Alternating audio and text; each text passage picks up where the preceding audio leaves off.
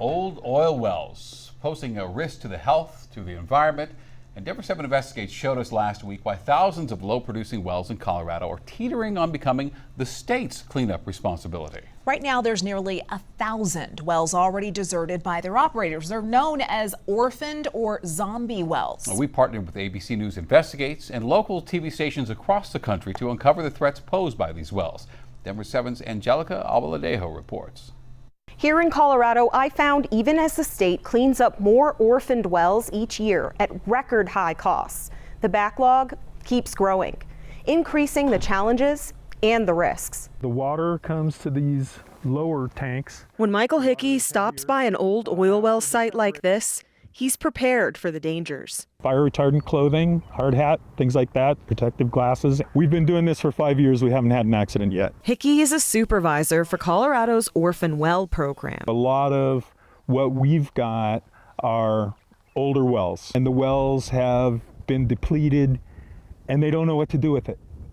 And they declare bankruptcy and leave them for us. Right now, there's just over 900 orphan wells in the state and almost twice as many locations where other old equipment needs to be cleaned up. Some of these wells are hard to get to. Some of these wells have roads that have been neglected for years. This one is in Brighton, right off of a road connecting farms and communities. You can see there's homes around here that are not very far away, and so we try to keep people away from them. What kind of environmental or potential public health impacts could there be from something like this? If you light a match where you shouldn't, bad things happen. But if it's not disturbed, the health impacts are pretty minimal.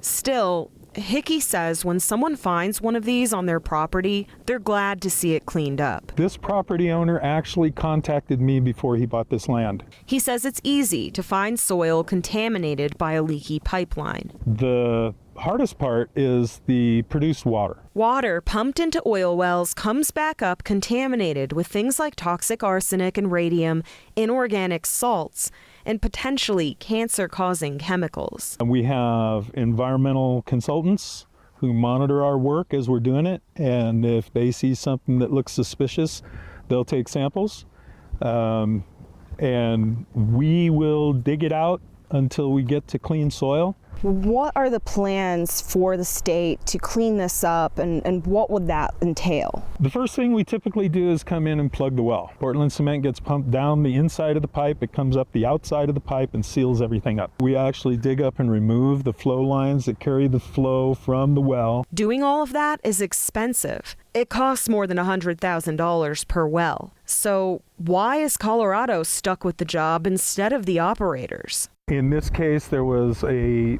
bankruptcy that they went through. Almost 200 wells left behind by Painted Pegasus, including this one in the McCormick family's front yard.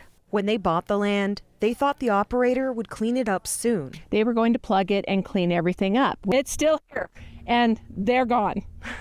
They're gone. They've disappeared. Cindy McCormick told us in March she's suing Painted Pegasus and the operator who transferred ownership of the wells as production slowed, HRM Resources, which got the wells from Chevron. We are hoping that they have to take accountability. Until recently, Colorado regulators didn't keep track when oil wells are being transferred. Pretty much a dummy company that had no capability and no money to clean up the mess at the end. Something Michael Foote tried to stop as a former state lawmaker. And now those companies are being asked to, or being told to, actually put forth and put down the kind of money that is required for them to clean up their own mess. And they just aren't doing it. Well, if there's a loophole, some operators will take advantage of it. Leaving the state to clean up after them. Last year we plugged 99 wells. That was a record for us. This year, the state broke those records again, plugging 132 wells at a cost of nearly $15 million. Some of it will get paid for by industry through production taxes, penalties, and bonds. The bonding that was required before was totally insufficient to remediate a site. And we won't know the adequacy of it until we use it. That's why most of the costs fall on a new $25 million federal grant and state programs. I mean, they're all public funds because they go through the state, but there's no Colorado state tax funds being used on any of this. Still, former State Senator Foote thinks Colorado could do more to hold industry accountable. Going forward, there's legitimate debate as to whether or not enough money is available for all of the operators to be able to clean up their own mess. I think there's enough concerns in order to try to tap the state auditor to come in and do a legislative audit of the program. But for now, Hickey is hopeful Colorado can keep up with its orphaned wells. We've got a lot more inspectors out there now, and the industry is, for the most part, working above and beyond the regulations and keeping their sites very clean. But it's clear, even as the state is plugging more wells each year, the backlog keeps growing. What is the timeline looking like? We just can't commit to a timeline because there's just too many unknowns. There's a lot more to do. In Adams County, Angelica Baladejo, Denver 7.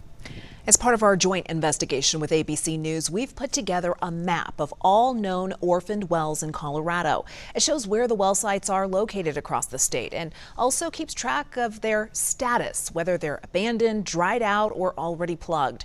You can scan the QR code on your screen to access the map, and we'll post the link online at denver7.com.